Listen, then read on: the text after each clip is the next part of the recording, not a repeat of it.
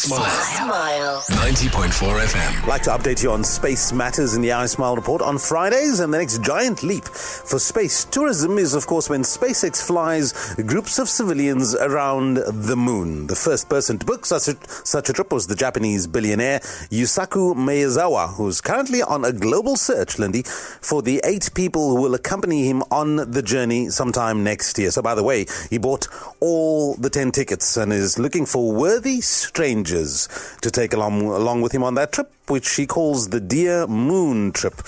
He's interested in people who consider themselves artists and will be inspired by this adventure, maybe to produce even better art. You can find the application forms online if you reckon you qualify. When did you send yours? Already 2 weeks ago. I didn't just send one. You started doodling.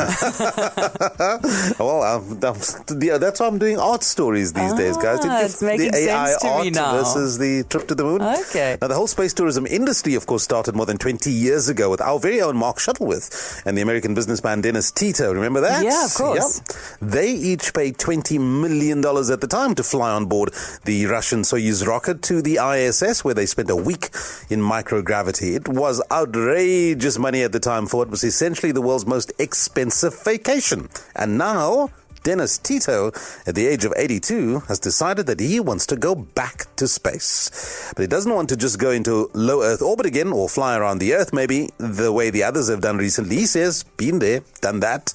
His next flight is going to be a copy of what Maezawa would hopefully have done successfully by the time. A week-long slingshot trip around the moon and back. And while he's not saying how much the little jaunt is costing him this time, he's taking his 52-year-old commercial pilot wife, Akiko, along with him for the ride this time. Oh, that is so cool. I know. SpaceX is still testing the super heavy rocket that's been designed particularly for future lunar missions. And Tito is aware of the fact that the tests sometimes end up in spectacular fireballs. Every time a rocket explodes, you learn something. So the more rocket explosions we see, the better. Because then we'll get all the bugs out of it. We hope. That being said, it's not clear exactly when these ambitious yet exciting lunar launches will in fact happen. The best guesstimate is within the next 5 years, and that means Tito will be almost 90 when the trip eventually happens, which will make him the oldest person ever to go to space, something that he is not only keenly aware of, but also apparently very excited about. Myself being in my early 80s will be very inspiring to people of all ages, because they'll now be able to start to think about their golden years.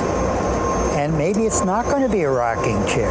I am probably in better physical shape than I was 21 years ago. Well, okay, since nobody is saying it, I will. They're relatively newlyweds. They got married during the lockdown and they're going on a lunar trip. So therefore, this is the true definition of honeymoon. If there ever was, this is it. And the cute thing is that he doesn't have to carry her over the threshold because she's going to kind of float over exactly, anyway. Yeah. You can pretend to carry her over the threshold. Microgravity will do the rest. Smile Breakfast. Smile Breakfast. 6 tot 9. Met Met Bobby en Lindy. Smile 90.4 FM.